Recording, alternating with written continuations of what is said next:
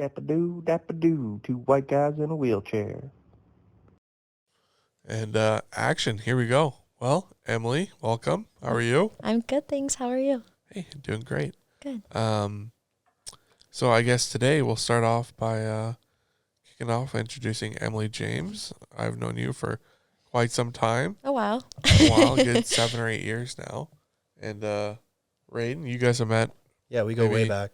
Oh, yeah. A month? Yeah, maybe a month ago for less than an hour. So, the deep roots so we're pretty close. Yeah, we're super tight. How's your summer going so far? It's been eventful. It's been good. I mean, Stampede season. It's been busy. It'll take you around. Oh, yeah, for sure. No, but I'm happy to be back in Calgary. It's nice to be back home.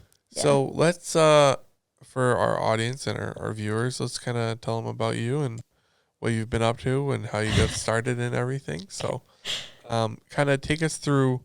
Now you're an actor. Yeah. And so how did you get into that and when did that happen? So growing up, I was actually a dancer first. So my mom put me and my sister in ballet when we were really young. And then I carried on with that for a while. And then I started to get into competitive dance. And from there, I actually went into musical theater. And then when I was taking musical theater classes, I kind of started to fall in love with more of the acting stuff than the dancing stuff. Yeah. So I decided to leave the dancing world. And then a few months later, I was enrolled in acting classes. But even when I was little, I remember my parents used to take me to like commercial auditions here and there, but it was never something super serious. And then, and then I started taking classes. But my family always likes to remind me that I've always been a performer. So I used to put on shows all the time as a kid for my family. I was the kid in the living room, always putting on dances and plays and all kinds of things. So it was kind of meant to be, I guess.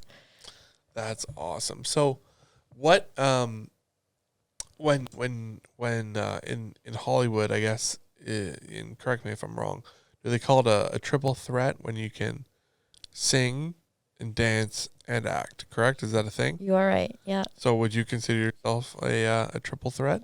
I mean, I haven't danced in a while, so we'll see on that. And singing, I normally do when it's me by myself, but I guess you could say to some degree. Now, yeah, with some work, triple threat. Yeah. With enough practice, triple threat. Yeah. Triple threat potential. Yeah. Triple threat potential. She has potential. So how old were you when you got your first gig in acting? So I was 12 years old when I booked a local short film in Calgary. I was actually at a dance competition in Red Deer, and the director had reached out and really wanted me to audition, but I was out of town. And he actually drove to Red Deer the same day, and I did my audition for him in the lobby of the hotel. And what's the name of that short film? It's called Mia. Mia, and where can you watch that one? I believe it's on Vimeo still. Okay, cool. That was kind of my first little not little, but it was an acting gig. Yeah. And what's that about? It's about a little girl who lives with her sister, her older sister, and her older sister goes out one night and doesn't come home. And so Mia goes off on this adventure all around the city looking for her sister. Oh, wow. Yeah. Who did you play? I was Mia. Okay. Yeah, I was Mia. And so Mia was the girl searching, or Mia was the girl on the adventure? Yeah, I was the little sister searching for my sister in the city. Yeah. Wow. Yeah. So. Okay, I guess maybe. Spoiler alert. Does she find? Yeah. Okay. Sorry to spoil to the listeners, but yes. Yeah, I did find her. Maybe Emily's lying. Maybe you got to go check it out on Vimeo. Yeah, go watch it. So what kind of drew you to acting versus, singing and dancing? What was the draw for you? That's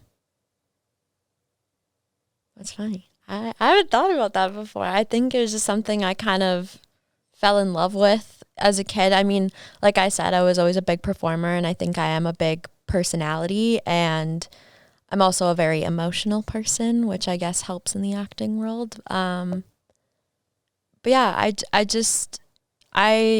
don't know. I just fell in love with it, and the community in the industry is just so Yeah. great, and the people you get to be around in like acting classes or on set, you're drawn to it. So when you're acting, what would you find is what helps you, like when you have a character that you're trying to, embody, what is your process, I guess? Yeah. So at the acting studio I'm at, I think a lot of the time talking to people that aren't familiar with the industry or want to know more about the industry, a lot of the time people think acting is just reading a few words off of a script and pretending to be someone. And so with the acting studio I'm with, you really learn that you build a relationship with the character, you relate to the character, and you bring a part of yourself to the role. And there is someone that actually was associated with the studio, and I really liked what he said. He said that acting is not you pretending or being the character, it's you and the character almost singing in harmony together. And that's kind of like a great way to describe it almost. Very poetic. Yeah. It was very poetic, but it's honestly true. Like you really personalize your character and the backstory and the relationships, and you really do a lot of the behind the scenes work when it comes to, when you get a script, there's a lot of work that goes behind it, and there's a lot of connecting with that character and how you can bring that character to life. I see. So when you watch TV and movies and stuff like that, do you as Raiden and I being, civilians in this department versus you, who's someone actually in the industry, do you watch a movie or a show and do you ever take, maybe not take, do you learn from, let's say, an actor that you really, admire, and do you study them? Do you, how do you, I'm struggling to say this. Is there a way that you kind of learn from what you watch and what you see? Yeah. No, I definitely think in the beginning, I feel not so much, but now that I feel like my acting skills have developed further and they continue to develop, I definitely connect a lot with certain actors in certain genres. I definitely would think I look up to Margot Robbie and Florence Pugh. Those are like my big two female actors that I'm like, yes, like one day I want to be like those two. I just feel like someone like Florence Pugh, she has so much range. I was just about to say that. She, she can honestly play almost any part. And I feel like that's something I really want to do as an actress, is I don't want to, be singled out in one genre. I want to be able to, do Marvel, do thriller, maybe throw in a little comedy. Yeah. Comedy's not my strong suit, but one of these days we'll get there. But those strong female kind of actors I'm very drawn to, because that's what I want to do. Can you cry on command?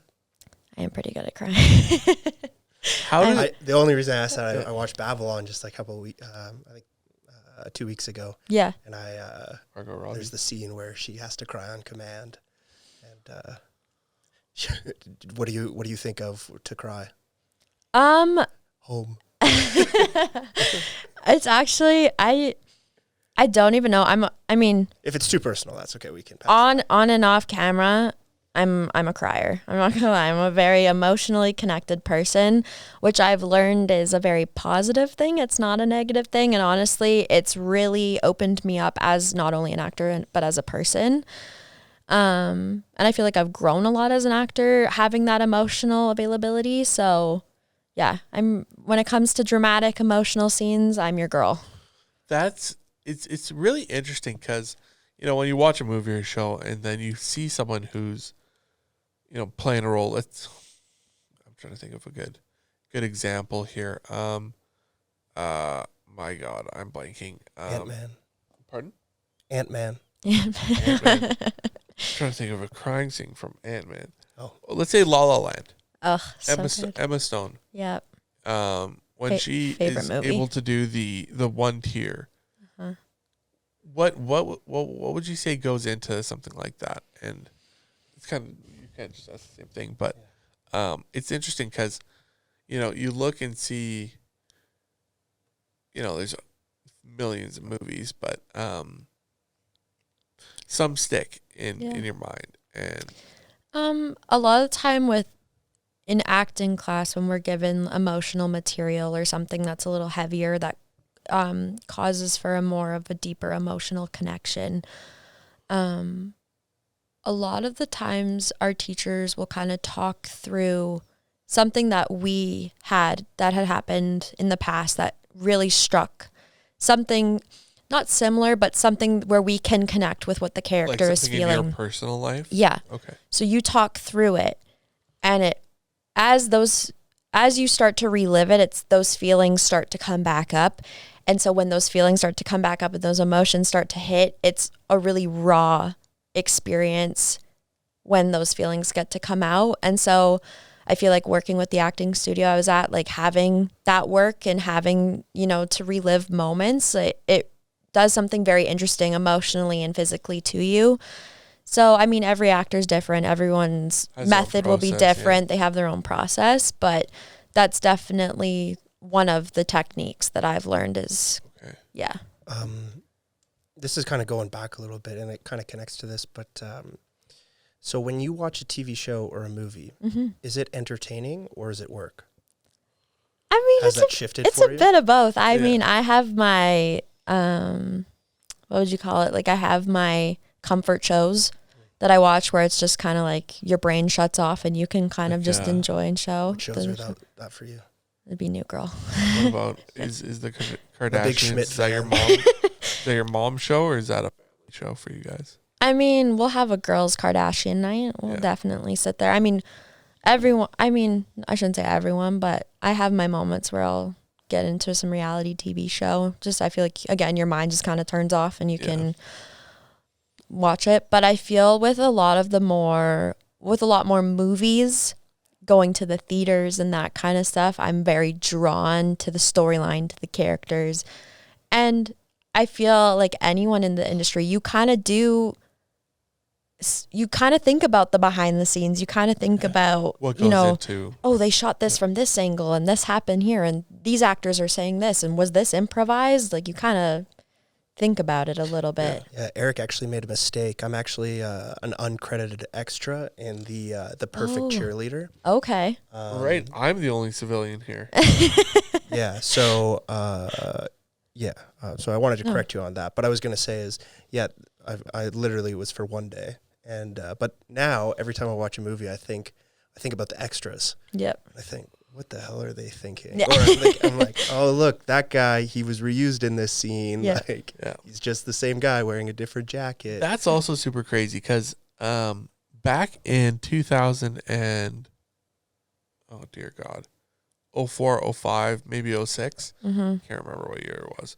They filmed a movie and they used our house as the main character's home. No way. The movie was called Resurrecting the Champ, and it featured Samuel L. Jackson and Aaron Eckhart, or no, I can't remember his name. Those are some big names. But David, my little brother, was an extra in it. He played the main character's son's friend. And you got paid like $600 or something like that. But they used our house for like the better part of a month. Yeah. And it was, It's crazy when productions go in, and especially with houses. Yeah. Even talking to people from when The Last of Us was here, or even other productions that were here, they'll rent out houses, take pictures of everything, and as soon as they're done, they'll put everything back the way it was, like the way they left it. Yeah. It's crazy. It is nuts. And just kind of seeing everything that goes into the scale of it, right? Like, I don't know. It's super interesting to see, and I got to see action actually on set when they were doing a scene. So yeah, it's always fun. No big deal. Yeah, no biggie. What are some of your favorite movies and shows that you've maybe pulled from or kind of gravitated towards in your own experience? I mean, I'm such a movie show person. I feel like I'm such a movie nerd. Well, you and I feel like you and I have talked about this a lot. We have. I think La La Land was a big one for me. And I'm not a big musical person, funny enough. I'm not a big musical person, but for some reason La La Land is just... That one got the pass. Stuck with me. So well and so elegantly. Like, And Ryan Gosling. Hello. I'm gonna talking to that. Yeah, it's cutting out a wee bit. Sorry, we'll fix it. Yeah. So there's La La Land, which is amazing, beautifully masterpiece tragic in the purest way. Yeah. What's your favorite part about, or I shouldn't say part about that movie? What's your favorite thing about that movie? Like, what really makes you connect with that? I don't know, because I just remember, spoiler alert to all the listeners that haven't seen La La Land, but when they don't end up together, I remember screaming at the TV. I was pretty heartbroken. I was so upset. But that's the point, right? It was so infuriating. I was like, they're meant to be together. But life's not a movie. I think the point is that they're not meant to be together because they helped each other get to where they needed to go. But at the end of the day, it wasn't meant to be. Like Ryan Gosling's character, I can't remember his name in the movie. Sebastian. They open up Seb's. Yeah. And then Emma she Stone becomes an actress. Is like a huge actress. Yeah. On billboards, on bus benches. I mean, as upsetting as it was for me, I definitely think it was interesting because I feel like any type of romantic movie you watch, they end up together. It's like it really plays against type. Yeah. Like, and the score for that movie and the music in general is so goddamn good. Me and Sebastian's theme song is on my playlist. I was gonna say it's so beautiful and so pure. Yeah. Oh, such a good movie. Great movie. Yeah, I think that movies that end off where you're feeling like, oh fuck, I didn't want it to end that way, they're usually really good, and it makes the movie, because if it would have ended off like where it's like, oh yeah, everything's happy, everything's great, then it's like, I know, I feel like it's like you expect the ending, but I feel like because of that, it stuck with me even more, or you like leave thinking like, wow. It's kind of like we're gonna take a hard right turn here, but The Dark Knight. Okay, yeah. It ends with, spoiler alert for anyone that hasn't seen The Dark Knight, and if you haven't, go watch it. Yeah, you need to watch it right now. It's also tragic because he ends up taking the fall for everything that Harvey Dent did with murders, and so they can keep the Dent Act in place to keep all the mobsters in jail. But he has to take the fall for all the murders Harvey committed after Rachel dies. And Gary Oldman's character, Commissioner Gordon, he says, you know, he's not a hero. He's a watchful protector, a silent guardian, the Dark Knight. And but it's like how you said, when it doesn't, it's not a happy ending, because he's gonna be written off as a bad guy, a thug, but that's not who he is. But he does it for the greater good. I was thinking also like The Departed, when spoiler alert, when Leonardo DiCaprio's character dies, or like whenever like you get so invested in the main character and then the director has the guts to kill them. Yeah, it's like, oh, I hate you for doing that, but also like good for doing that. Yeah. Titanic. I had to bring that one up too, because you wait 3 hours and and then there's no room on the little raft. Do you think he could have fit on the board? The big question. I don't know. What about you, Em? What do you think? I mean, I don't know. I've seen the science on the video. I think he could have fit. Yeah. If they just like really like sprawled out, you know, spread out the center, the weight. Yeah.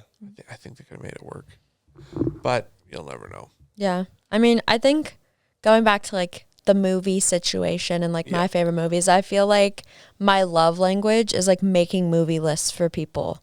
Like I have a lot of friends where I'll just drop movies or actors and they have no idea. And to me it's crazy, but to them they're just like, it's whatever. So I go out of my way to make these like insane movie lists. Like I'm talking like hundreds, and I'm like, here, fill your time. Here you go. Here you go. That's like during COVID.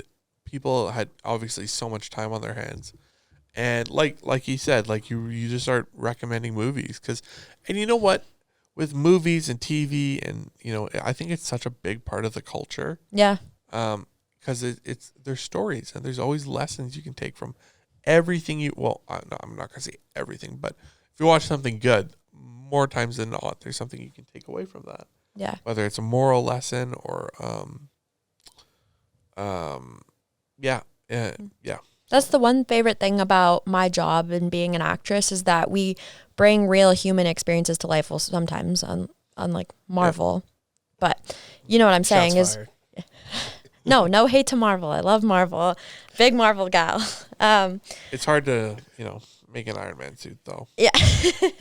I'm just saying, like, you bring these big feelings and these life struggles or stories to life, and we all as humans, we have feelings, and it's like we get to connect. And it's the one thing I love about my job is I get to bring those to life and have people connect and relate to the story that I'm a part of or something that I'm sharing.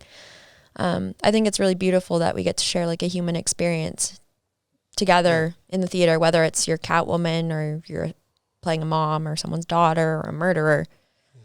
Yeah. I mean, I don't know, but yeah.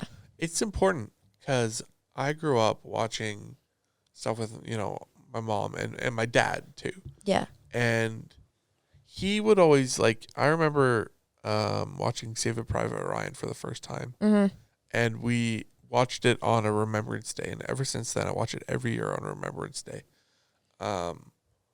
Because that's a very moving film. Yeah. Because, I remember when they played it, and this is a crazy story, when Saving Private Ryan first came out in 1999 or whatever year it was, their idea was, let's invite all these World War II veterans to watch it in theaters when it came out.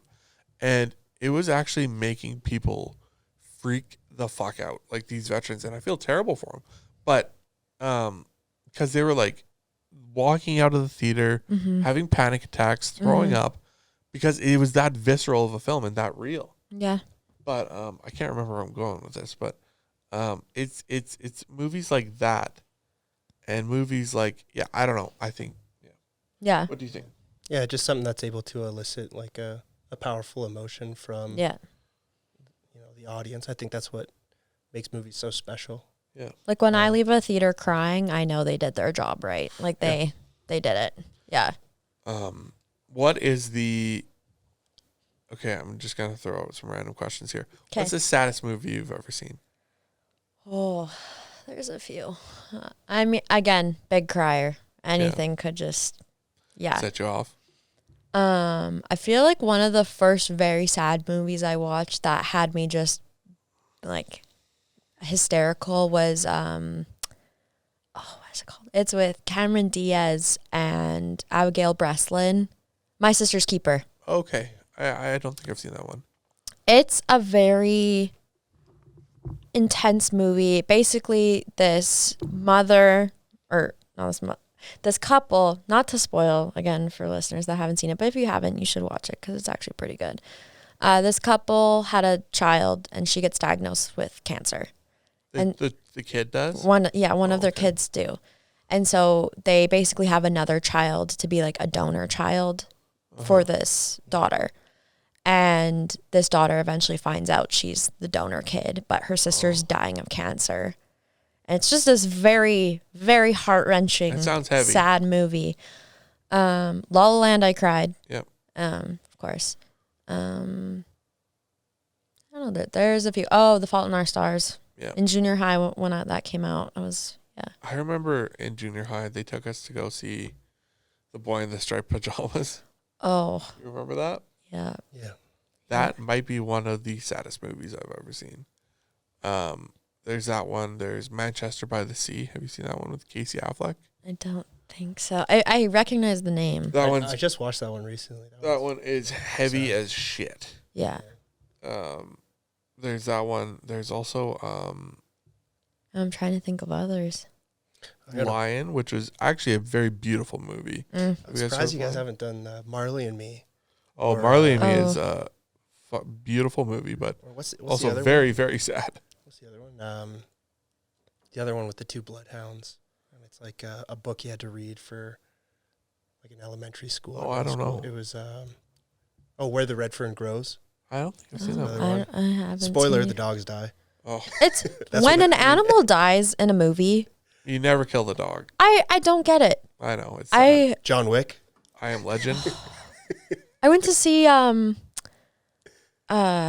Megan. Is that what it is? The robot horror movie. I have not seen that one. Sorry, spoiling for everyone here. Then I guess she kills the neighbor's dog. I'm like, what was the point of like? There was no in the storyline. Was it a nice dog? Yeah, it was just. What the fuck? I mean, all dogs are good dogs. Yeah. But no, when an animal dies in a movie, it destroys me. It's tough. Like,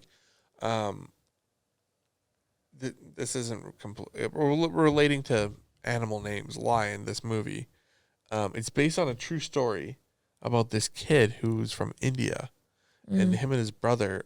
They're kill a lion. Not quite. Oh. I haven't seen the movie. It's with Dave Patel. It's a true story. Okay. So this kid and his brother in India from this very small village get eaten by a lion. No. Oh, fuck. They end up moving to the. They don't move, but they go into town, and they're trying to find food or something or sell something.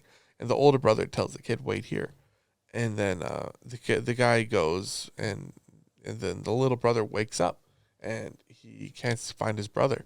So he goes looking at this train station. Then he falls asleep in the train, and then the train leaves. And then it takes him like across India. He gets lost from his family, ends up in an orphanage, gets adopted by a lion. No, oh. By that'd be pretty this cool. Australian couple, and then he grows up in Australia. And then I know Nicole Kidman played the mother. Yes, she does. Okay, yeah. And then it's about this guy who's in his mid-20s, the kid that went on the train, and he tries to find his real family in India. And then they were eaten by lions. Almost. Oh, damn. Not quite.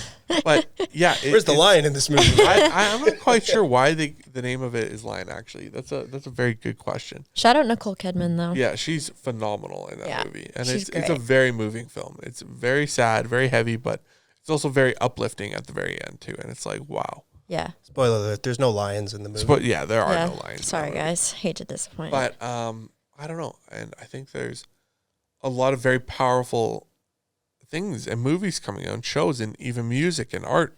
Like, one that is gonna be coming out in the middle of the month here, Oppenheimer. Yeah. Which is. I'm very excited to see it. Yeah. Well, yeah. I think it might be. And I've made this claim that I don't know if it'll be true, but I think it might be one of the most important movies of the decade. What makes you say that? Well, in terms of the geopolitical climate and the nature of the subject matter, which is, a nuclear weapon being developed in the middle of 1942, so near the beginning of World War II. And with the current state of the world, I think it could have a tremendous effect on people. Yeah. And kind of make them realize and wake up to the fact that we are not,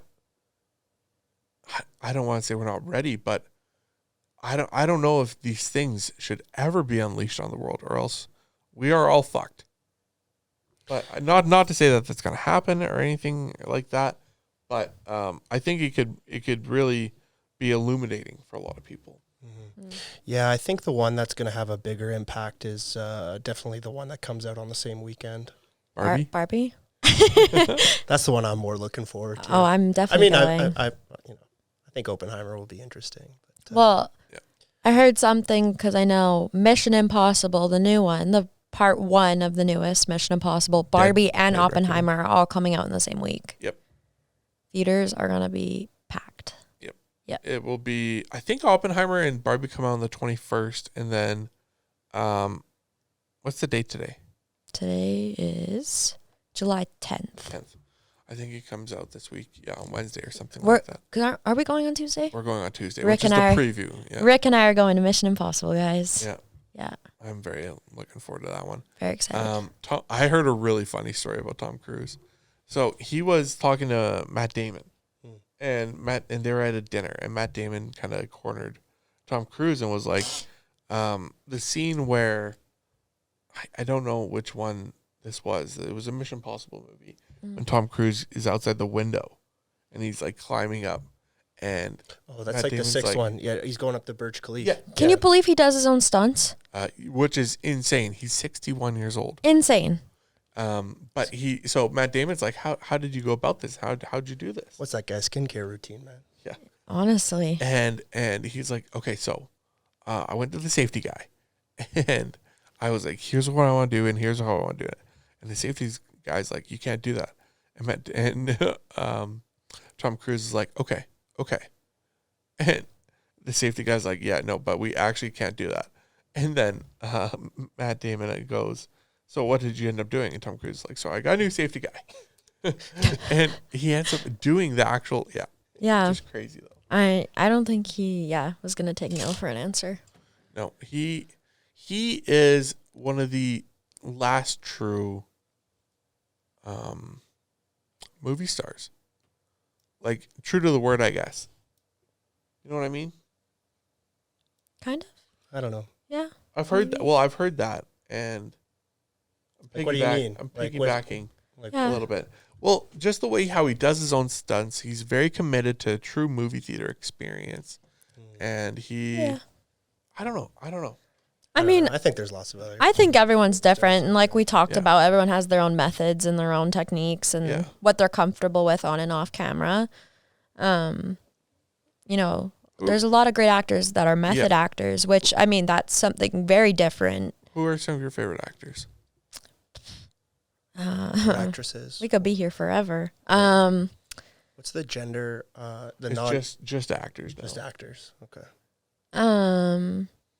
Like I said, Florence Pugh, Emma Stone, Margot Robbie, Joaquin Phoenix. Did you see the new Napoleon trailer? I haven't yet. No. It looks fucking insane. Yeah. He's in that, and he's Napoleon. This is Napoleon Dynamite. Not quite. When? Sorry. Continue though. Oh, John Krasinski. He's awesome. Ryan Gosling. Awesome. They're not terrible to look at. Nope. I don't know. The list kind of goes on. Ryan Gosling's my man crush. Yeah. Little Canadian boy. Oh yeah. He's from somewhere in Ontario. I think Thunder Bay or something like that. Is it? Are they both him and Ryan Reynolds? Yep. Canadians? Ryan Reynolds is from Vancouver or somewhere in BC. Huh. Did you guys see the picture from the new Deadpool 3 movie? I heard him and Wolverine. I heard rumors that Jennifer Gardner was in it or something. In the new Deadpool movie? Yeah. Maybe. I know Matthew McFadden from Succession is in the new Deadpool movie too. Yeah. Succession though. Who's Matthew McFadden? Which characters is he? Tom. In Succession. Oh, okay. I love Tom. Don't sleep on the Wamsgans. Have you seen Succession? No, I haven't. It is, in my opinion, one of the best shows that's ever been made. I mean, New Girl is one of the best shows that's ever been made in my books, but fair enough. I'll definitely have to check it out. HBO, they just hit home runs every year. Yeah. What are some of your favorite shows and movies, Raiden? Wow, good question. I wasn't prepared. I didn't bring my list. I don't know. I'm a sucker for a good story, and I don't know. I care way less about production value and way more about the story. Yeah, for sure. So it could be like shot on a potato, and if it's a good story, I'm able to I'm able to ignore all the bad parts about it, like the extra stuff. Yeah. Yeah. Like if it's like there was one, and I was just thinking about that recently, and there was like two movies, and they were like both very similar plots, and one was like over the top. Actually District 9. That movie is I really liked. awesome. And it was I watched this video, and it was comparing District 9 to like a Transformers movie. Yeah. And just how, and it's like the budget differences for Transformers, like several $100 million. Yeah, a couple $100 million. For sure. And the District 9, guess how much the budget for the District 9 movie was? 50 mil. It was $30 million. Wow. Wow. Yeah. And it was like, I don't know, for me at the I remember it being a memorable thing, because I was in the States when I went to go see it, and in San Diego. Yeah, and I went with my mom and my brother, and I remember my mom was like, "That was stupid," and I was like, "Man, that's like." I remember it like really, really movies I've ever seen. Yeah, exactly. Yeah, because because it really talks about it's based in based in South Africa. There's like it touches on it's like a juxtaposition. On apartheid and and then there's like aliens in it. And it's like cool, and then the CGI is like it's a very well done, unique take on, because it's like they put these. Long story short, these aliens come to Earth and they get stuck here. Their ship like isn't working or something, and then but it's only in South Africa. It's only in South Africa, right, where they are. Yeah, and these aliens get put into these like favelas. That's the wrong word. Yeah, well, it's like like these like slums, internment camps. Yeah, and then that's kind of like the premise of the thing is that but they want to move them even into like further into like a concentration camp kind of thing, and they're evicting everyone over to it, and that's like kind of like what happened when. Well, I don't know. I'm not. I know a little bit about apartheid, but I'm definitely not super familiar with it. But that's kind of what would happen is like they would kind of want this space, and then they would just like, and it's usually black people, and they would just move them. It's like, all right, you're evicted. Like, no, it's like the day of, or like, all right, yeah. And you have to leave your home. Like, one of the aliens is like reading this like eviction notice, and he's like, you can't do this. Yeah. And then the guy's like, kind of like stumbles on himself with his words, and he's like, oh, you got to go anyways. Yeah. But it's crazy. Yeah. Yeah. So it's like super good story. The CGI is like there, and it's like, I thought the CGI was cool, but it was like the kind of like the story is more important in that aspect. It's it's very So I do like sci-fi stuff, but when we were talking about the sad movies, I was thinking that another one that I really liked was I think Adam Sandler movie Rain on Me. His wife and his kid were on like one of the planes during like during 9/11.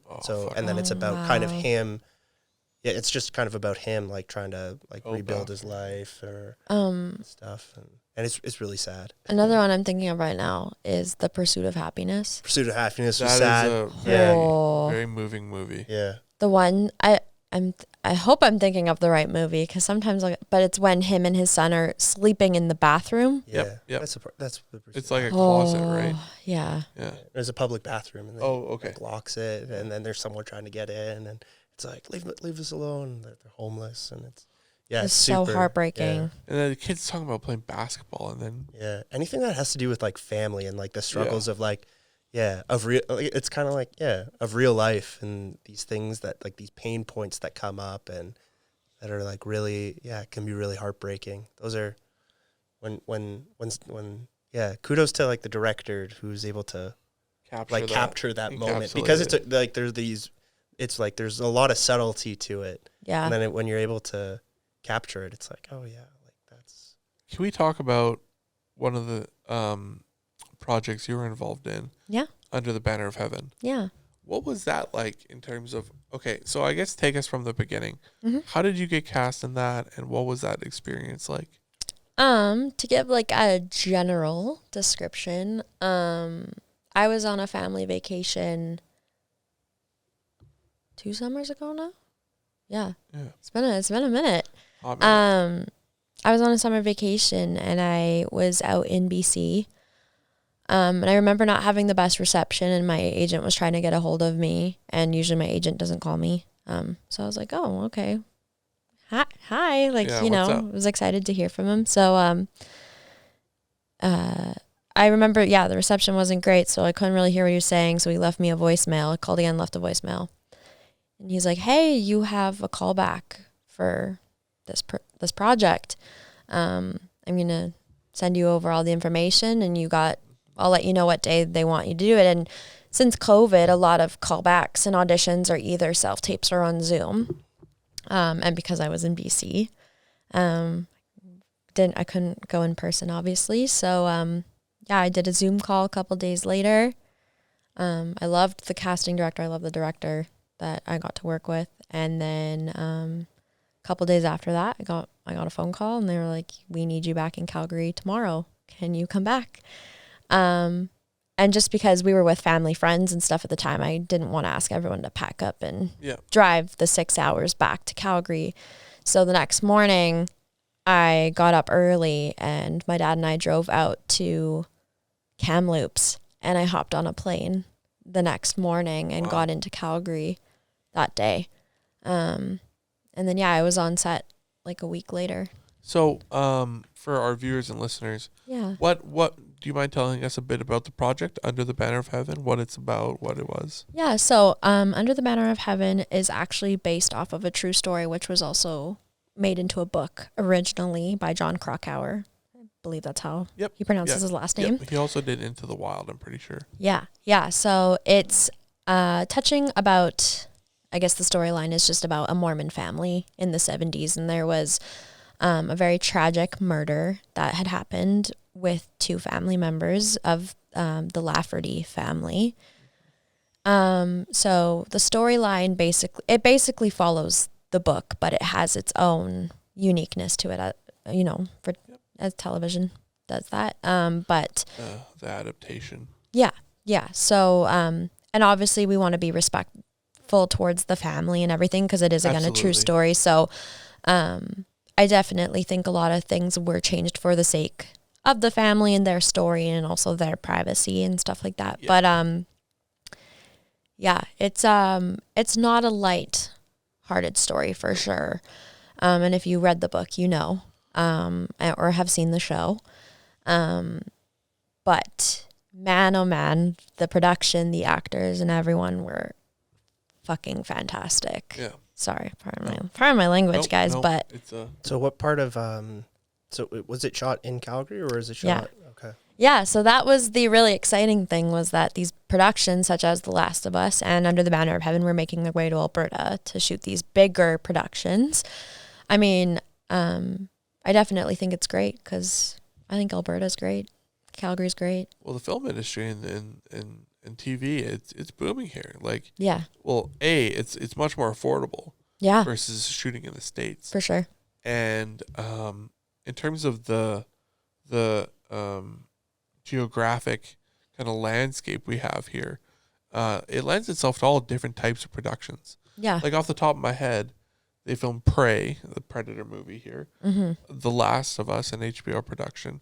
Under the Banner of Heaven, which is a Hulu series, which is also on Disney Plus for our viewers and listeners. Mm-hmm. And they're doing in the description. And now they're doing Fargo, and they've done multiple seasons of Fargo here. So, but to get back to Under the Banner of Heaven, I thought you were fantastic in that. Thank you. I thought I won't spoil too much, but I'll go say watch it. Emily here does a really good job. Thank you. And I thought that show in particular was very well done in terms of how they, the main character, Jeb, or I guess he's the I don't know if you call him the main character, the lead detective in the show, played by Andrew Garfield. Yeah. He does a really good job of encapsulating how the inner strife that ends up coming about when he has to question his own faith. I mean, Andrew Garfield's another fantastic actor. Definitely someone that has the range. Yeah. Just like Florence Pugh, like, can take on any role and just crush it. But,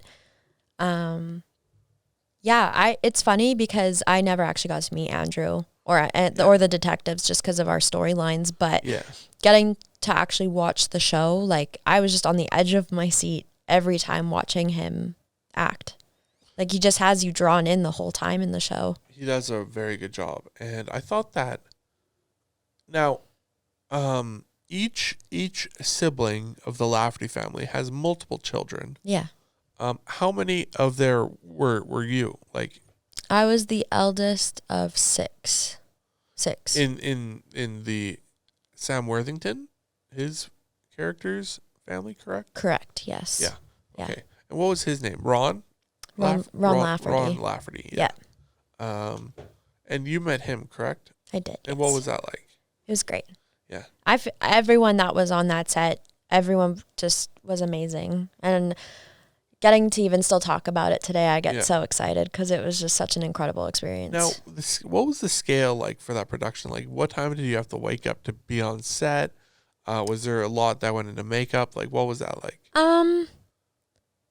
I mean, it depends on each actor and what scenes they were shooting that day, but there was definitely some early mornings, I can say that. But, you know, I had this like excitement and this rush and I just couldn't wait to go to work. So yeah, and then hair and makeup again depends. A lot of the kids, there wasn't a ton of makeup just because we were younger. Yeah. I would say more. It's actually, I guess, kind of the opposite because in the Mormon religion, I actually don't know this for sure, but is makeup a big no-no? I can't say anything either because I don't know, but I just know. Mormons, let us know down in the comments. Yeah. So I don't know. I thought that it's a really good watch, and it's heavy subject matter. Yeah. But if you're into that kind of stuff, it's a great watch. So what was the character you played? What was their name? I actually didn't have a name, and I think it was just I think it was for the sake of the family, or it was just a choice. So I was just Ron and Diana's eldest daughter. Yeah. Yeah. She is what's her name in real life? Diane Goff. Diane Goff. She's really good. She's incredible. She was in not Rogue One, Andor. Yeah. Did you watch Andor? Mm-hmm. She's the blonde ISB agent. Okay. Yeah. Yeah. She did a really good job though in Under the Banner of Heaven though. Yeah, I was very lucky to have her as my first like on-set mom, like for sure. Scene partner, is that right? Yeah. She was great on and off camera. Yeah. One character that I do miss quite a lot is my little brother. Shout out to Bo. Yeah. Bo played my little brother in the show, and his grandpa would bring him on set. He was his like guardian on set. Shout out Terry. That's awesome. Terry, Bo, and I just it was funny. I think it was a year after we wrapped the show. I just moved back to Calgary in November. I came to visit for a couple months, and him and I went out for breakfast, and it was just the cutest little reunion ever. How old is Bo? Oh, that's a the little guy. Hey? I should know this. I know he played like 6 or 7 on the show, and I think he was about, I want to say 10 to 12. Yeah. I'm sorry, Bo. I should know this off the top of my head, but I don't. That's so cool. He's such a character. You should get him on this podcast. Yeah. So moving forward with your career, what is some stuff that you'd like to do or potentially might do in the future? So I'm just continuing my studies right now. As you know, acting, it's like a sport, almost in a way. You train, you practice. So I'm going to continue my studies. I'm in a program right now, almost kind of like a university style program for actors. So taking classes 5 days a week, doing writing assignments. We do meditations, like we'll have assigned meditations and you do those. Each module will have an assigned meditation that goes with the topic that the teacher's kind of discussing, and then you'll do a written reflection, a creative project, things like that. So just kind of working on that. And then I do plan on going to school for business in the fall. Great. Gonna get my degree. Congratulations. Thank you. But yeah, just continue to work and audition as they come. My goal for the future with the industry, as I do obviously want to be in the film and television world, pursue the art of acting. But I definitely see myself also going in the direction of being in production as a director or a producer. And then a big thing for me is I really want to become someone's representation as an agent or a manager. Oh, wow. Yeah. I feel like I would be a boss ass bitch as as an agent. Yeah. What kind of goes into that, I guess, being an agent and producer and a lot. I guess the behind the scenes aspects. I mean, I guess it depends. where you are. Like, I feel like LA, it's all kinds of agents and managers and all kinds of representation.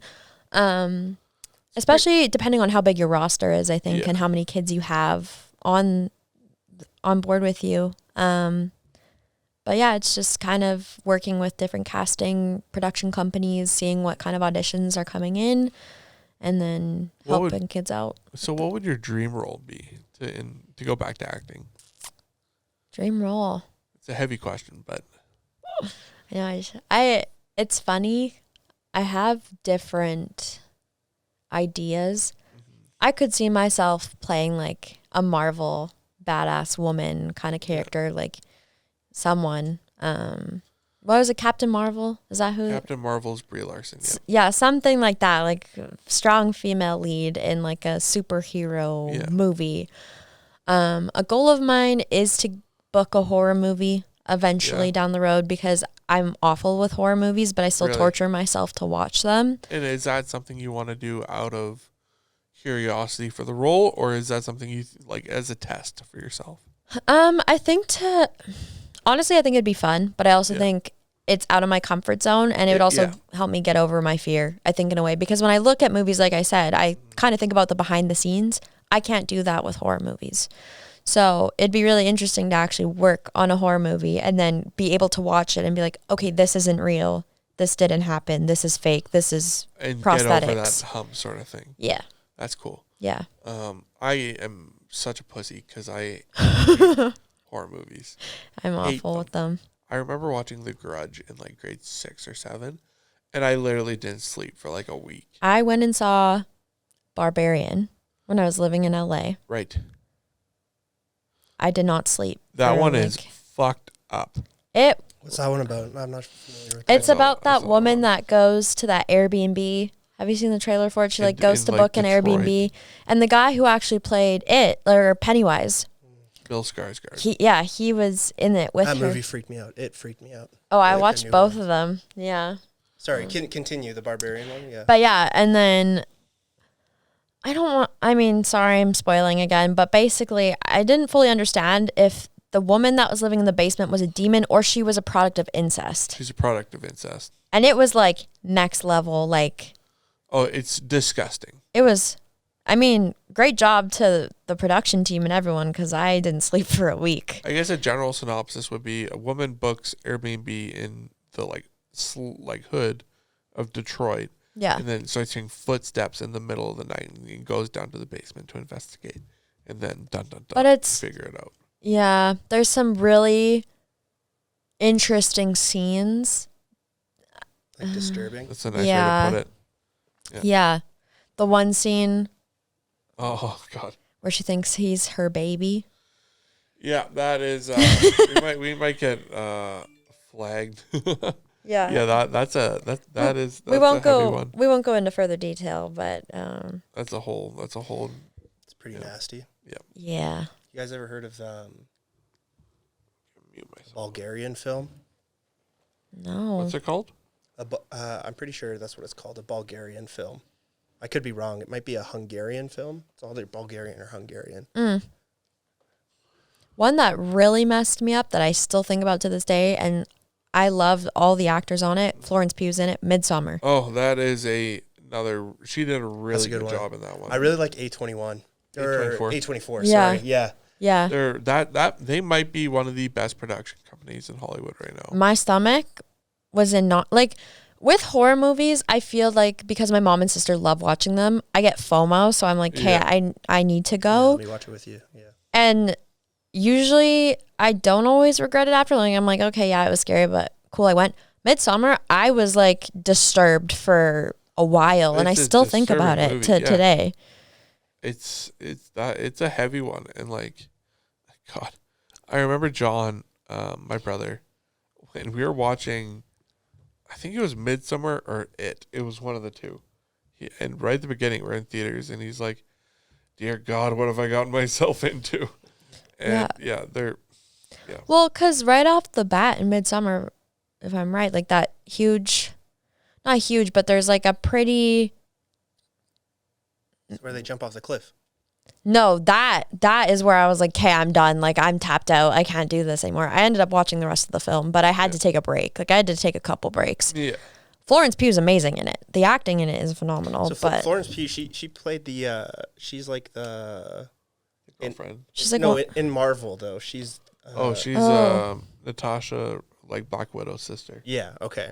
I wasn't sure who Florence Pugh was when you said that, so I was just keeping she's like really good. She's Yeah. also in Dune Part 2. Okay, so now I know exactly who you're. did you guys see Don't Worry, Darling? Yep. Yeah. Carried that movie. Yeah, she was insane. I like that movie, but it's also like it didn't make a ton of sense. It's supposed to be like a psychological. I didn't like the ending. To be honest, No. I was pretty shocked when I the didn't big mind the like ending. the big surprise, the big reveal. when you find out that it's like they're basically Spoiler living in alert. this like VR world kind And of. he has her like strapped to a bed. Just I feel like it could have been better. I thought I didn't like it. Everyone like the has ending? Why? No, why, I don't like the ending. why at all. not? I don't know. I felt like it was like it's a cop out. It's like, oh, and it was all a dream, and it's a technology thing. I feel like it could have been. I think more interesting. Like they could have developed the universe more, and like there could be actually like if that was the real thing, like it could have been like some weird cult thing or something like that. I feel like that would be a more interesting direction to bring that rather than just like, oh, it's all a dream and this guy's like just like this weird. I mean, I thought don't like know. I didn't thought like the it. theory and the concept was good. I just didn't think they executed it properly. Like Harry Styles, and in terms of some of the like decision making, like thematic choices that were made, didn't make a ton of sense. Like a lot of loose ends weren't tied up.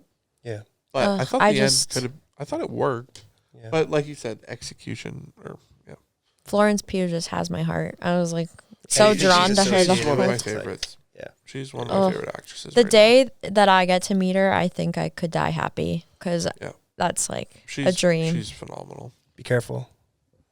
They say never meet your heroes. Be careful. Why do they say that? Because you usually idolize someone and you make them in your mind to be something. Yeah. And then that person is just a human. Yeah. And humans have their flaws and my dad was my hero, but other than that, I met Joe McGinley and he was awesome. Yeah. I think that's one thing too within the acting industry too, and people that are, I don't want to say starting, but I think anyone in general, like anyone that runs into a celebrity, I feel like it's important to just remember, like, we're all human beings. We all exist on this floating rock. We all have different jobs, different levels, you know. Sure, maybe they're celebrities and they have more money and whatever, but at the end of the day, we're all people doing our work, living our lives. Celebrities. They're just like us. Like in Us magazine, right? For sure. Exactly. I think they get groceries. I think they just want to be treated, well, I don't know. You'd probably know this better than I would, but I feel like a lot of them are I don't know. Do you think they just want to be treated normally? The thing is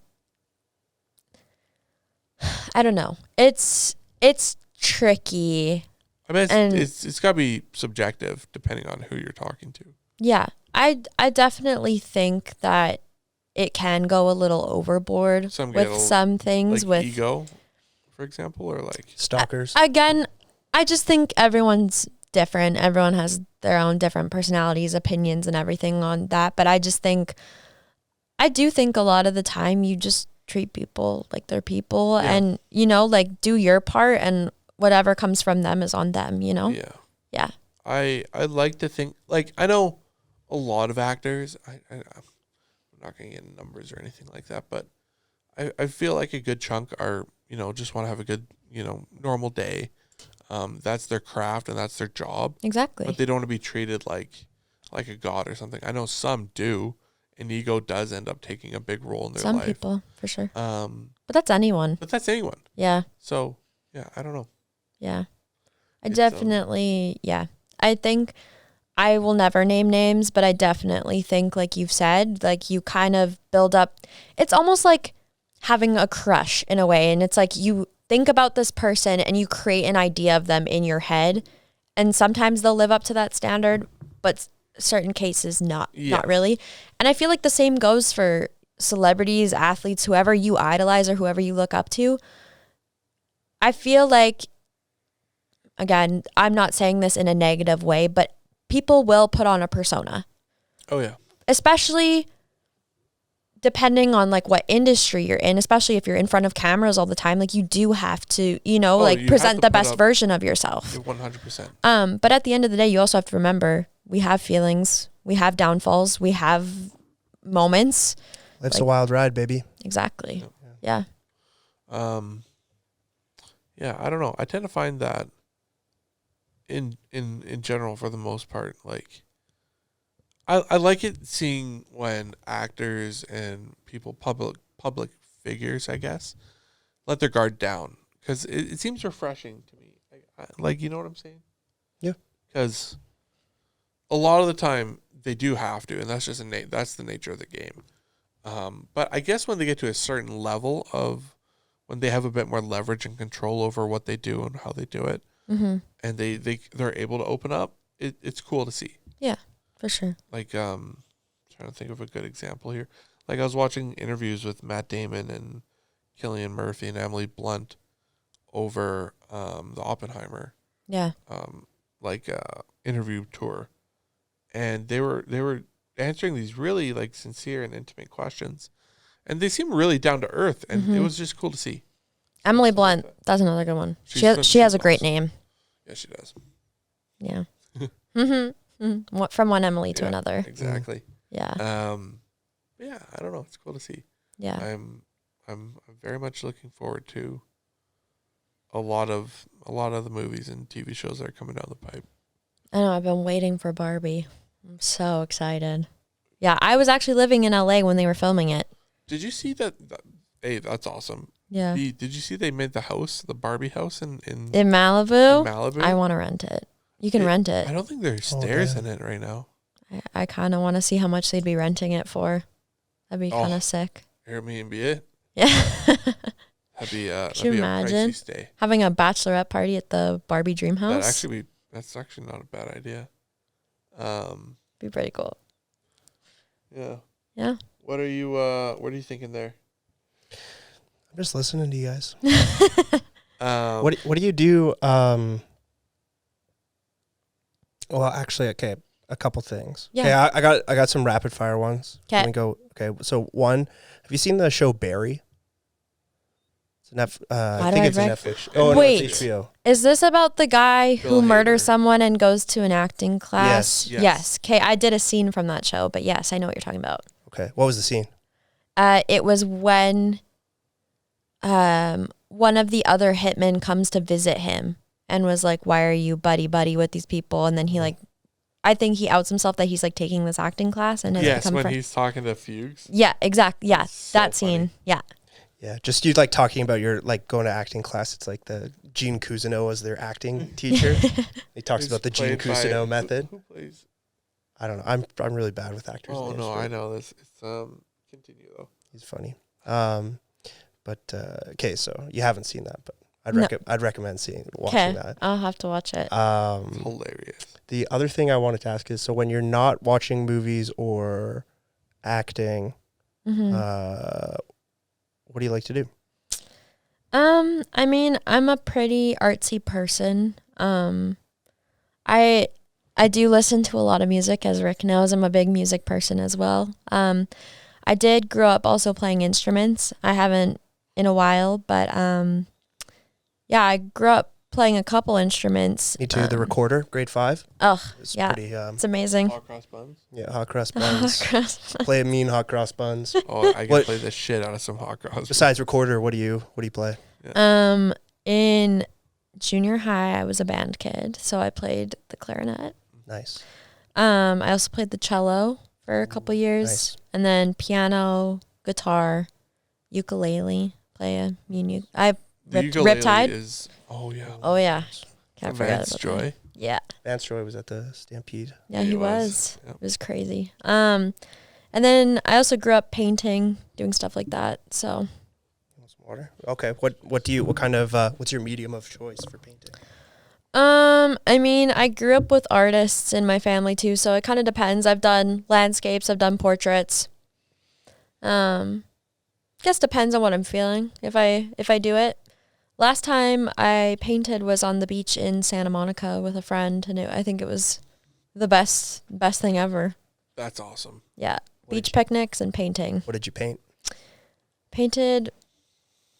Ooh, what did I paint? I think it was like a Picasso kind of painting some eyeballs and weird things. Yeah. Weird shapes. Yeah. Weird shapes are the best shapes. Yeah, they're great. How's your stampede gone so far? I mean, how many days in are we? It started on Friday. So what, 4 days, 5 days? Day 4, day 5. I guess because they did sneak peek. Yeah. The Thursday. Day before, yeah. It was my first time going to the grounds last night. I went to a concert with some work friends. It was packed. They actually said that we've hit a new record of people going to the Stampede this year. That's what they're saying. 165,000 as of yesterday. Shit. I'm not surprised. I wonder, there must have been like some virality or something that went through the algorithm, because so many out of town people that I know have like talked about it and were like, oh yeah, this is like so cool. Like I want to come for this. And and those people are here. I feel like anyone that doesn't live in Calgary thinks Stampede is like the next best thing, or like Coachella. And everyone in Alberta does anything to like avoid it in a way. Yeah. It's interesting because I know a lot of people that go, balls to the wall. All 10 days. Yeah. Yeah, spend a lot of money. Yeah. And I also know a lot of people that fucking detest Stampede.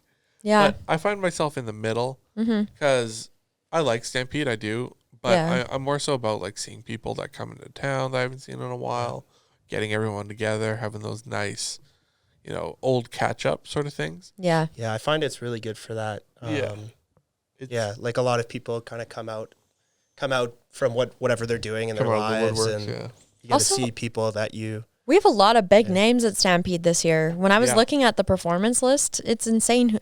I saw Shaquille O'Neal was supposed to come DJ. Yeah, that Badlands thing that they opened up, like right in that parking. That's like never been anything. It's just a big parking lot, and now it's like I think they call it a music festival, like the Badlands Music Festival. Yeah. Because I think was Tiesto there? I have no idea. I know Dead Mouse was there. Diplo and Fisher performed last night. Wow. Yeah. I saw Fisher on the beach in Cabo in February. Like Fishers are like the badger things, right? They're kind of like, or what's a Fisher? I don't know. That's just his stage name. I didn't know who he was. It was like the first time. Okay. Yeah. When you said I saw a Fisher, I thought you said a Fisher. I was like confused for a second. I was like, wait, what are you? No, the DJ. Because a Fisher is. I think I'd seen many Fishers. I'm seeing Nelly Furtado on Thursday. Yeah, my icon. What's that one song? The Fly Like a Bird? I'm like a bird. Yeah. I love that song. I'm Man-Eater, Promiscuous. Is Pitbull here? He was Mr. 305. Is that Mr. Worldwide? Yeah. Did you see everyone was dressing up like him? Oh, I love it. I was supposed to go see it, but That's a Fisher. That's a Fisher? Yeah, it's like it's like a weasel. Like okay, I know. They're very vicious. They're very strong. It's like a badger, like Wolverine, kind of thing. Yeah. Yeah, so that's what I thought you saw on the beach, but no, family. it was a performer. We got Mr. Harlow. Yeah, John on Harlow. Wednesday. I love I'm Toronto, so sad. No Calgary. I'm so sad. Metro Booming's performing tonight, and I don't get to go. But it's fine. I got to see Don Tolliver, so I can't say much. It's fine. Who else is gonna be here? Jeez. Ice Cube. Mother. Tegan and Sarah. Yep. Who else is performing? There's a lot. There's a lot of there's people. Quite a few. But yeah, Stampede overall, I think it's fun. It's just like hard to get around. Yeah. There's a lot. There's a lot that happens. Yeah. It was my first Stampede being legal too, since because COVID, and then I moved away. So, not that I don't drink. Yeah. So it's just any other regular Stampede. Same, but now you can get into like certain tents and stuff. True. Yeah. I don't think I'm going to go in a tent. I heard they get nasty after a couple days. They get very a lot of sweaty people. It always rains. during Stampede. Yeah. Every year, book it, and it'll rain.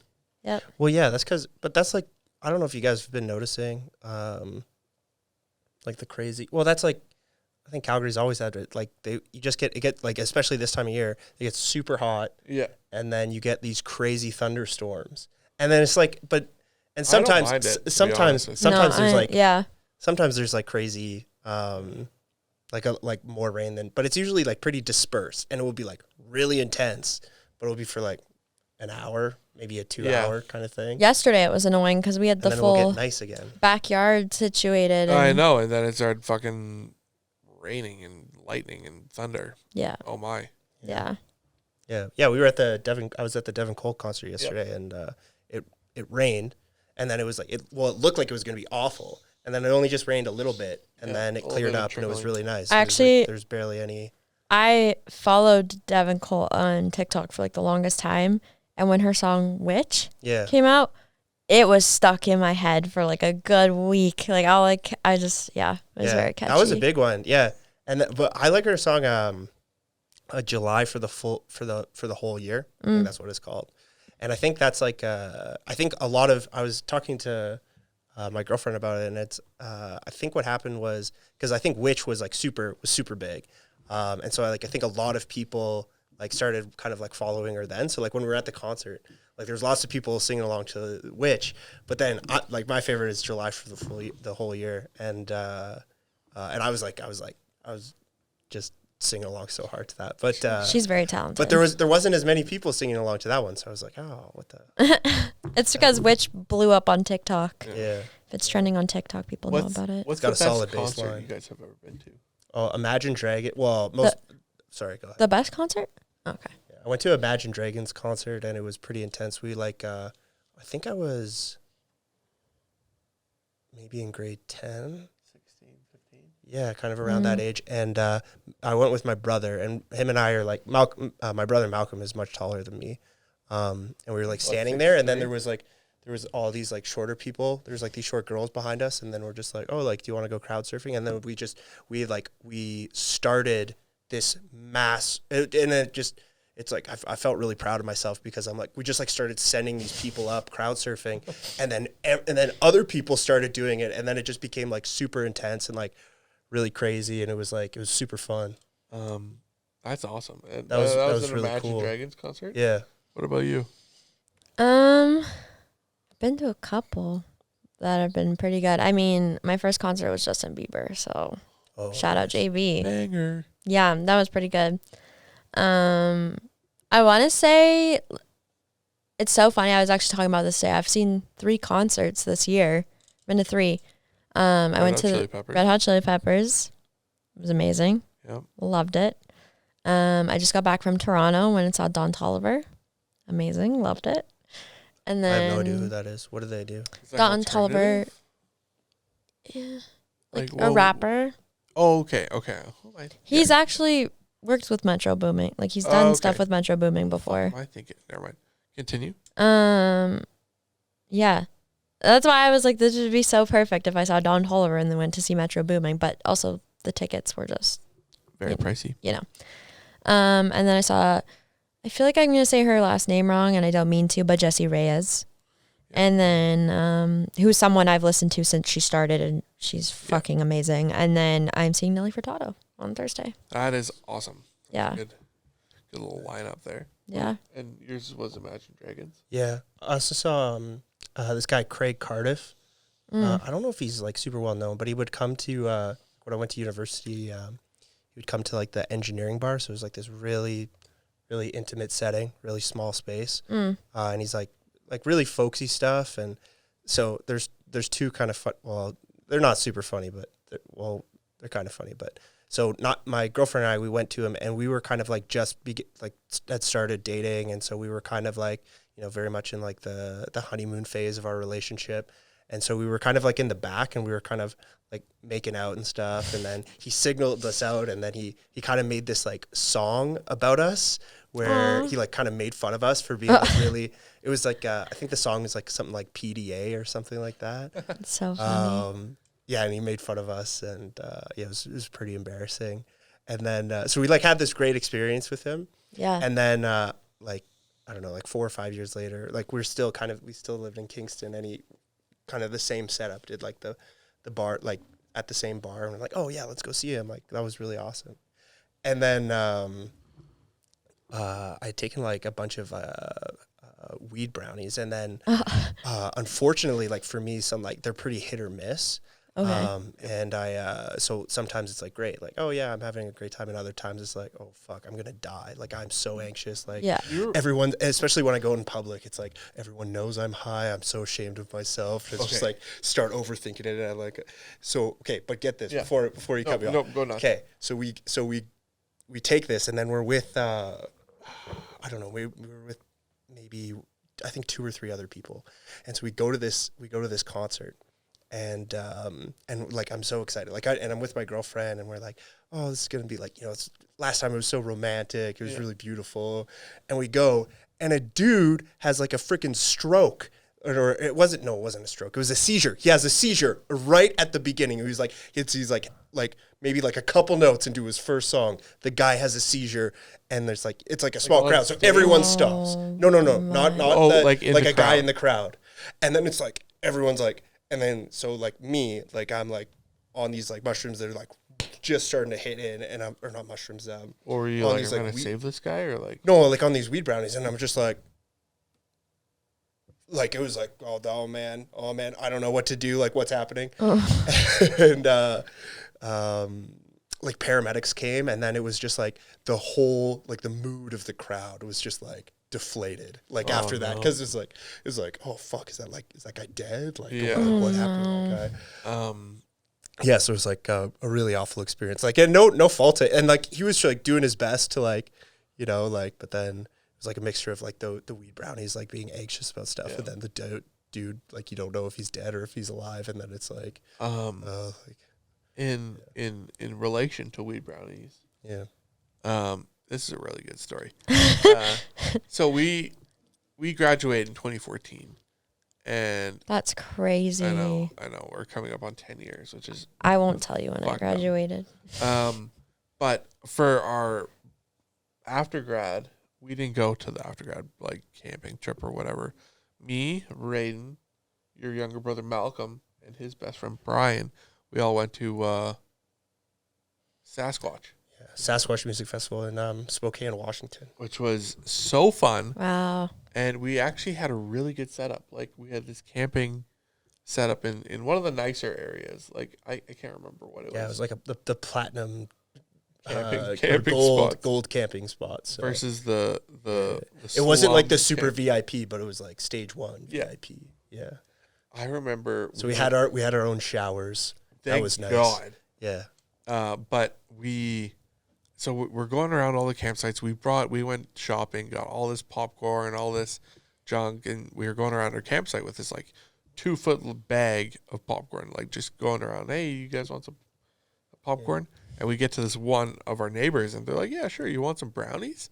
I was like, "I'd love a brownie," obviously, not knowing they were weed brownies. Oh no. I'm pretty sure they ended up telling Malcolm, and then he told me after the fact, after I had one. I was like, oh, cool, whatever. We ended up going to Kid Cudi, and we get to like the very front. That was actually that was like probably on par with the Imagine Dragons. That was a really good concert too. Really cool, but I was really fucked up. Oh no. And it was like, I remember at one point I was just like, whoa, because it was so bright. We were so close to the front of the stage, and then you know that one Project X remix of Day and Night, and has the really heavy bass drop. Because that's what he did. He played like the original Day and Night, and then he played the remix right after it, like kind of back to back kind of thing. And it was so crazy, and I just remember like, this is the best day of my life. That's up there for one of my favorite concerts, or the Outkast one. Yeah, the Outkast one was good. For me, I was like that was like the next day of that like same kind of like music festival, and I was tired. And I was like, I just watched it from afar. I remember I was relatively, we were together. Yeah. But that was really fun. They don't do that anymore, Sasquatch. Yeah, I don't know. Have you been to a music festival? No. Would you go to like Coachella? No. No, you wouldn't? I feel like if I went, it'd be like, Faded and stuff that happens in Vancouver. Like, something like that, I don't think I could handle Coachella. I wish Sasquatch was a thing because it was the perfect size of a venue. Yeah. Like walking around kind of sucked because it was like a very steep hill to get to the Gorge Amphitheater. Yeah, there's a lot of walking involved. A lot of walking. Not as much as Pemberton Music Festival, which also is in I didn't go to Pemberton. Oh, really? Remember? I got hurt. And shit. You guys took the teddy bear in my place. Oh, yeah. Remember that? Yeah. You honestly, well, it was okay, but you honestly didn't miss much because it was awful. Because my only experience at that point was the Sasquatch one. Yeah. And you drove up and you parked and then you set your tent up like right by your car. This one, you park and then you had to hike. You had to hike in all your stuff. No. So we took like 15 to 20 trips going back and forth, back and forth. Yeah, no. And then it was like not about it. And it was probably like a 30-minute walk each way, and it was awful. So kind of like I don't know. Wasn't for me. Yeah, that turned me off from music festivals.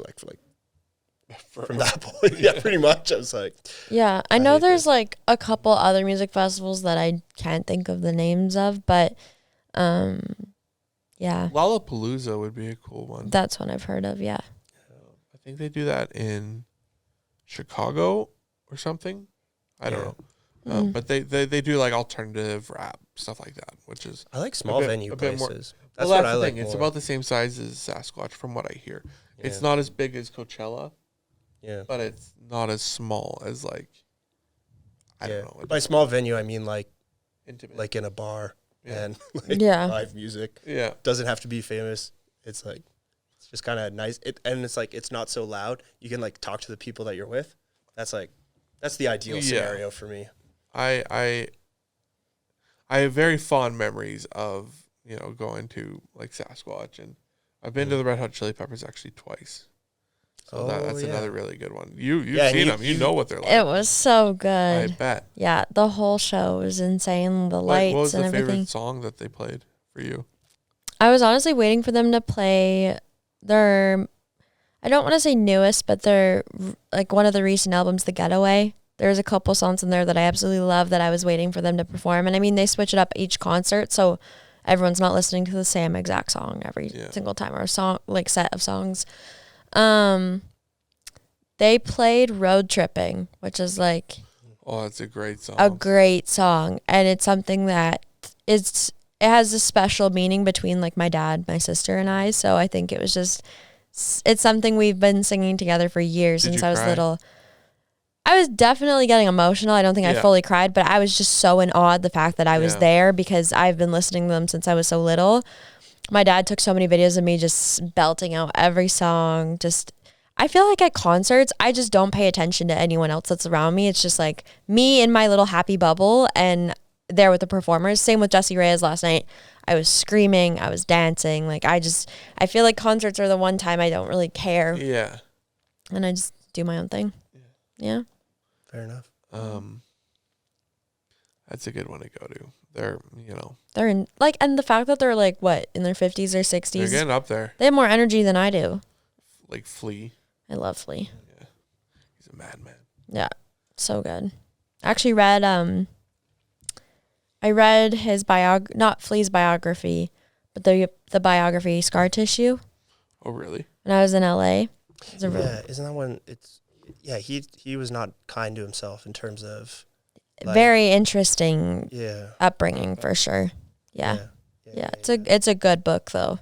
Yeah, because that was like their whole thing. They were kind of like they were like super drug addicts, and then they became they're like best friends and then like really like they're like super healthy now. Yeah, they're like very into took off. Yeah, like nutrition and wow. Yeah. That's cool. That is cool. Is that your favorite band? One of them, yeah. I mean, again, I'm a big music person. I have a pretty big range of genres that I like to listen to. Good song's a good song. Yeah, I got some good. I would like to think I have good music taste, but I would say you do. Yeah. Yeah. What's your do you use Spotify or Apple Music? I'm an Apple Music person. Me too. I have both, but yeah, not a Spotify person. Apple Music is my favorite.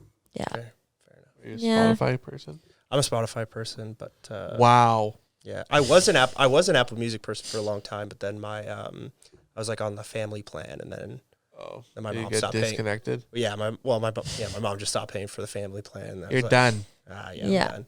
And then We're done. and then my girlfriend wanted Spotify, and then it was like a deal that you could like, it was like the same price for one as two, and Oh, the Spotify Premium. yeah. That's how Well, they 2 get for you. 1. Yeah. It'll get you. Yeah.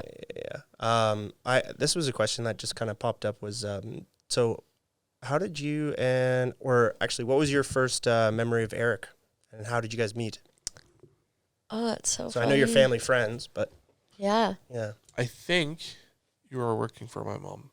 Is that when I first met you? Yep. You would have been like 13. Which is crazy because my mom's known you guys since you were kids. Yeah. And like obviously we've grown up, and I always knew about Terrell because I grew up Because eating. we didn't meet until I was injured. Yeah. After. Mm-hmm. Yeah. So. My mom obviously knew you guys before then too, because she was telling me. Yeah. I sent your dad a video Oh. yesterday, and he was like, I sent him this video of me boxing. He told me about this. And he was like, "Oh, you could do better." I was like, "That was me." And you didn't recognize me. And he was like, "Oh, fuck! Like I didn't mean it like that." Blah blah blah blah. It was really funny, and I was like, yeah, "Nope." He told me that this morning. Yeah. Oh my goodness. But Yeah, I don't think. But yeah, you were working for my mom. Yeah. At one of the markets, I think. One of my very first jobs was working for Erik's mom. She owns a waffle company, waffle mix, Terrell's Table. And I worked at the Spruce Meadows Christmas market with her. I think I was like 14, 15. Yep. Yeah. Wild. That's fun. Yeah. Nice. Are you a fan of Norwegian waffles? I'm a big fan. They are big fire. And it's so funny because I remember working there. Terrell tried to convince me to put sour cream and jam on my waffle, and I thought that was ridiculous. Did you not like it? And like the brown cheese. Oh, the brown cheese is so good. I Yeah. love the brown cheese. What is it called? Ski Queen? It's Brunost. Isn't there the Ski brand Queen name? or something like that? Yeah, it's something like that. Yeah. I thought she was crazy, and I'm not a picky eater. Like I've had some crazy things in my life, but yeah, and it's like my new favorite thing. So whenever I tell people, they think I'm crazy because they're like, so "Why good, would you though. put sour cream on a waffle?" It sounds like counterintuitive, but it's actually like really good. Don't knock it till you try it. Exactly. Yeah. I remember we used to do in high school we get like 5 or like 8 people to come over to my mom's house, and we just make waffles for like a good 45 minutes or like half hour. Yeah. I remember I made the boys breakfast once. I brought it over for Dave and John and Rick. I had them all come to Erik's house, and I brought over French toast. It was like awesome whipped cream French and toast. stuff. Yeah. Really freaking good. I'm not a good cook, so I will admit my mom helped me with it. But it tasted pretty good, so I'll say that much. Yeah, it was Angela's recipe, but I'll take the credit for it. They executed the plan to perfection. I brought it together. Yeah. Yeah. Exactly.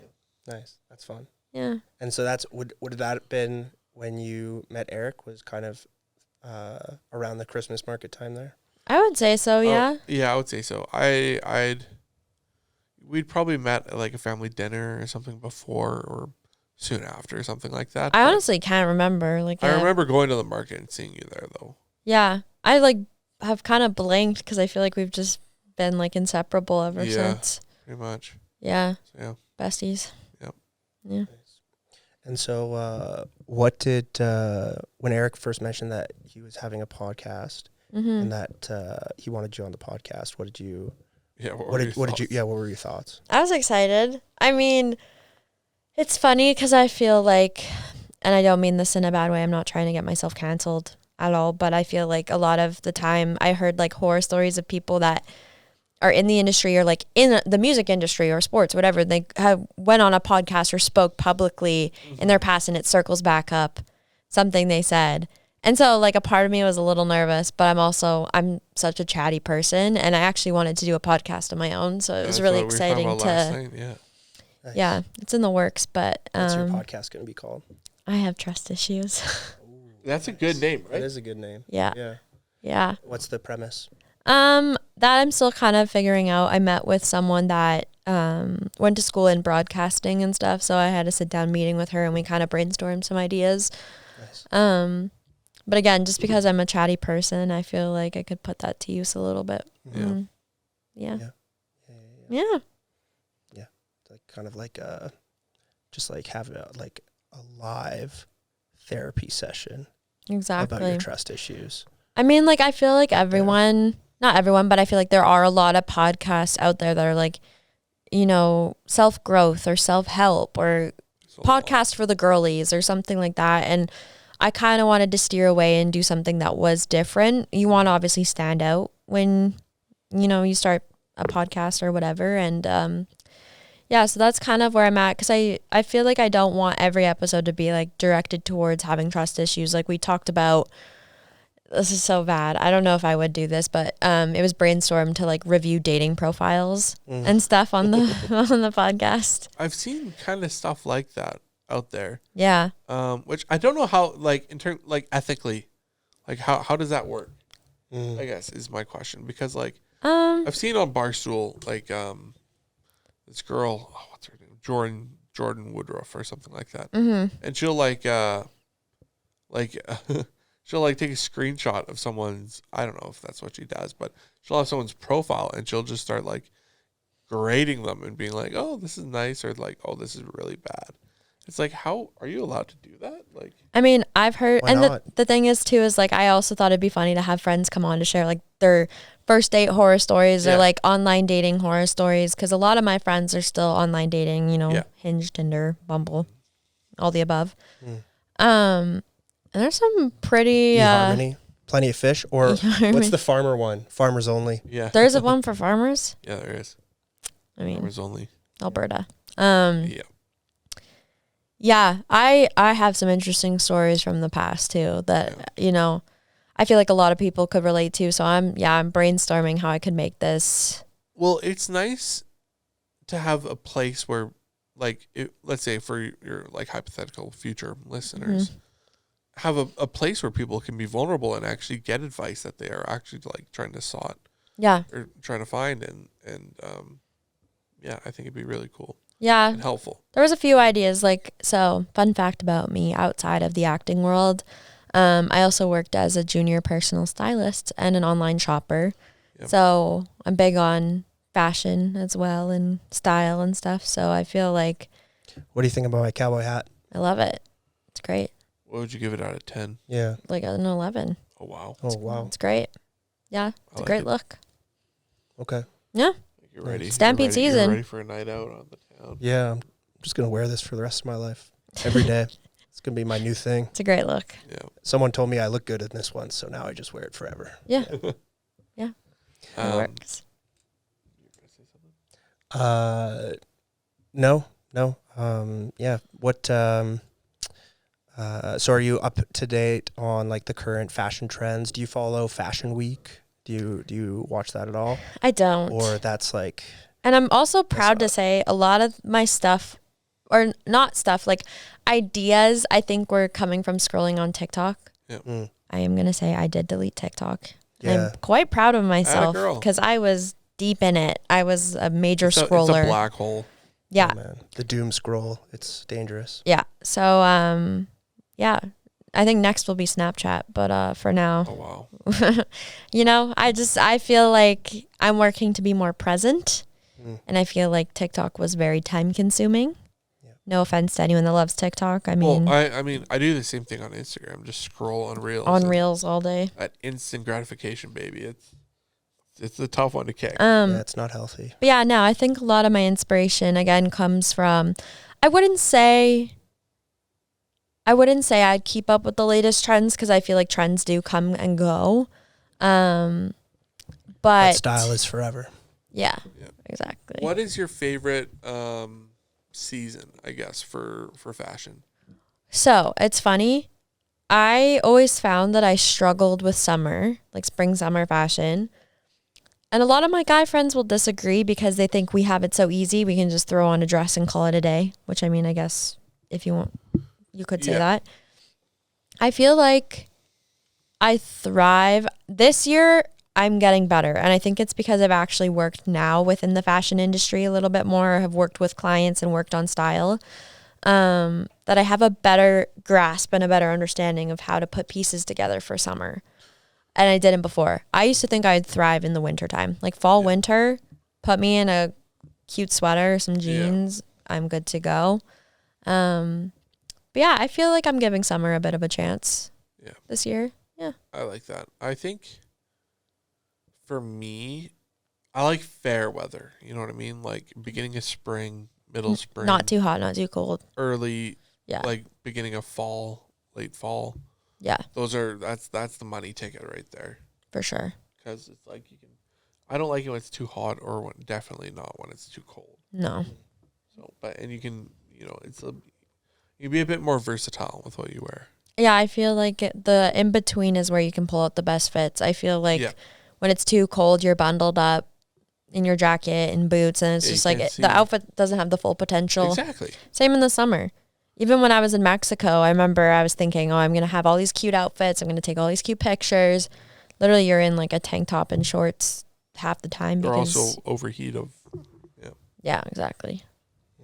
Yeah. Nice. If you had to design like a clothing line, what would you name it, and kind of what would be the theme? We'll go into it. Yeah. That's a good question. I've actually thought about this because I'm also a big like gold jewelry person as well. So I always thought like jewelry brand. Yeah, like jewelry and like t-shirt, or like shirt. Did we show you that Monet website? The gold jewelry thing? Maybe. It's really cool. It's this website where you can buy gold and silver and platinum, but all the prices are like live. Oh, like it goes up and down? Yeah, it goes up and down based on the actual like price of gold. Oh, you have to show me. I will. Yeah. It's really cool. But they have like all these really nice pendants and bracelets and shit like that. Right now and this is just we're just spitballing here, but yeah. I'm just thinking kind of along the lines of I have trust issues, like maybe like a turtleneck and like a long, like just like kind of like covering up the body kind of thing, and maybe there's like a big girdle, so there's like a like that like it's kind of like a big hula hoop kind of thing. Yeah. It's like for personal space. Kind of thing. Like you're in your own bubble. Kind of thing. Or you can have like a literal bubble. Yeah, like one of those hamster ball bubbles. Yes. I'll start designing those. Yes. Wow. Yeah. Coming up with a good logo here for you kind of missed your kind of like your window of opportunity, like with like COVID. COVID's kind of like coming to a tail end here, so that would have been good. That would have been perfect for social distancing. Yeah, and fashion stuff. bubbles. Yeah, because like how the mask became kind of like a fashion piece, a little bit. God. Yeah. Yeah. I don't miss them. It'd be like be like a bubble, little bubble thing. Yeah. So that's just an idea. You don't have to run with that. Yeah. It's out there. I think it's great. Yeah. Start a business plan. Yep. Got some good ideas. Mm-hmm. Yeah. I think we're getting to about our time here. Mm-hmm. But let me say, thank you so much for coming on. Thanks for having me. We wish you the best in all your future endeavors, and whatever auditions you have, you'll kill it down the line here. So thanks so much. Yeah. It sounds like you're in a cool part of your kind of life and career, and we're excited to see where you go with it, and have you back on in the future, and round 2. let us know. Yeah, for sure. Let us know how it's going. Absolutely. All right. Well, thank you very much, and thank you to our guys. listeners out there, what is your Instagram, listening. or where can we find if you need want to see what you've been in, or on IMDb? You can look me up on IMDb. I'm under Emily.Jamess. There's a few, but you will find me. Yeah. Nice. Yeah. Cool. Awesome. Yeah. All right. Well, thank you. Amazing. Thanks, guys. Okay. Thank you very much. All right. All right. Bye. And clap.